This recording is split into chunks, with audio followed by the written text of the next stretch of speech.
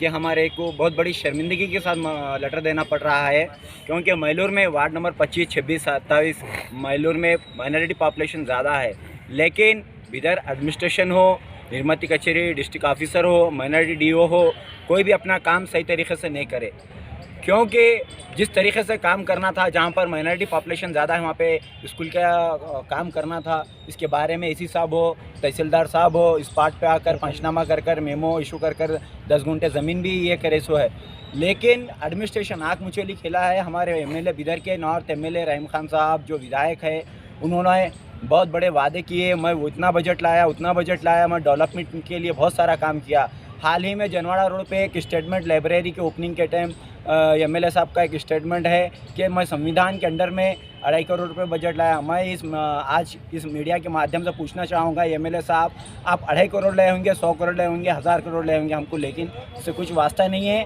जिस मकसद है एजुकेशन का ऑलरेडी बजट है, 250 बजट को आप ले जाके न्यू आदर्श कॉलोनी में डालती हैं, जबकि वहाँ पे एक 10 माइनॉरिटी पॉपुलेशन अतराफ में नहीं है, तो स्कूल का भविष्य क्या होगा, बच्चे कैसा पढ़ेंगे।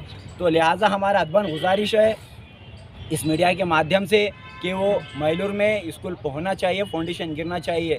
सबसे बड़ी शर्म की बात हमारे लिए ये है कि वो एडमिनिस्ट्रेशन हो या विधायक हो, मैलूर का जो मुस्तकबिल है, आने वाला मुस्तकबिल एजुकेशन को दबा देने का काम किया है। इसके लिए हम बहुत बड़ी शर्मिंदगी के साथ बहुत दिनों से कर रहे हैं प्रोटेस्ट, ये मोमेंटम दे रहे हैं, बहुत दिनों से दे रहे हैं और इसका एहतजाज जारी है। आप क्या बोले थे पिछले बार, अगर पिछले बार काम नहीं हुआ तो प्रोटेस्ट करेंगे, मतलब बहुत बड़े पैमाने प्रोटेस्ट नहीं करे साहब। हम इसके लिए प्रोटेस्ट और धरने के लिए फर्स्ट हम एरिया वाइज डीसी ऑफिस के सामने धरने के लिए area wise Newton police station आता है, वहाँ पे जाकर हम धरने के लिए परमिशन मांगे, परमिशन देकर परमिशन कैंसिल करें। मार्केट टाउन को गए हम प्रोटेस्ट के लिए, प्रोटेस्ट नहीं दे रहे, ऊपर से प्रेशर है बोल के बोले।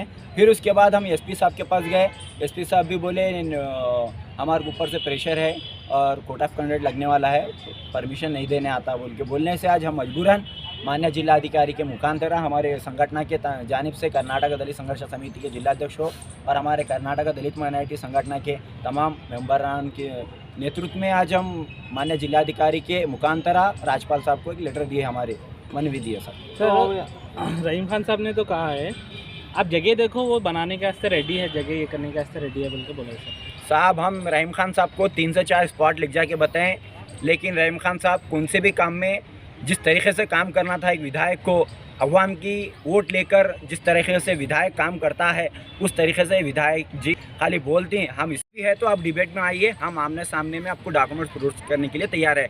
एमएलए साहब को पता होना चाहिए। आप जगह बताए थे सर साहब, हम एसी साहब और तहसीलदार साहब मैलूर में स्पॉट पे थे, ऑलरेडी मेमो इशू करें। एसी साहब 91 सर्वे नंबर में जगह 10 गुंठे है बोल के मेमो भी इशू करे। सो साहब आज हमारे बिदर से राज्यपाल साहब को लेटर दें, आने वाले दिनों में हम बेंगलुरु जाएंगे, राज्यपाल साहब के घर के सामने हो सके तो भी बैठने की भी कोशिश करेंगे। हमारे राज्याध्यक्ष के अयप्पा के नेतृत्व में बेंगलुरु में बड़े पैमाने पे एहतजाज करने के लिए भी हम इंशाल्लाह कोशिश करेंगे। आप जगह बता रहे तो उसका खुलासा नहीं साहब, देखिए सर्वे नंबर 76 में 3 एकड़ गौठान जगह थी, यानी कि कन्नड़ा में गैरान कहते हैं।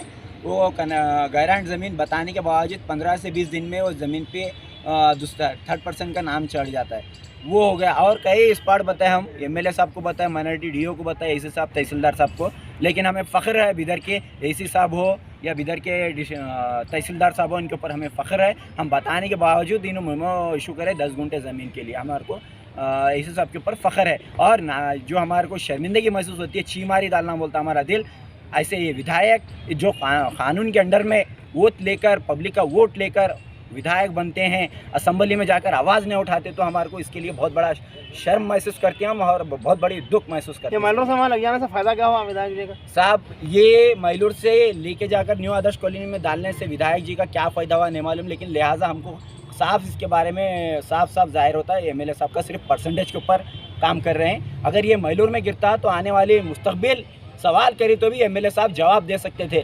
शर्म करो विधायक जी, आने वाले दिनों में अगर मुस्तकबिल अगर सवाल करी तो हम जवाब देने के लायक नहीं रहेंगे। आने वाले अगर हम दुनिया में जब तक है एहतजाज करेंगे, जिस दिन हम मरेंगे, हम एक ना एक दिन इस ज़मीन की ग़िज़ा बनने वाले हैं। इतना समझते हुए हम काम कर रहे हैं। हमें उम्मीद है राज्यपाल साहब के ऊपर आने वाले दिनों में एक कुछ ना कुछ हल निकलेगा और मैलूर में स्कूल ज़रूर बनेगा, हमें भरोसा है।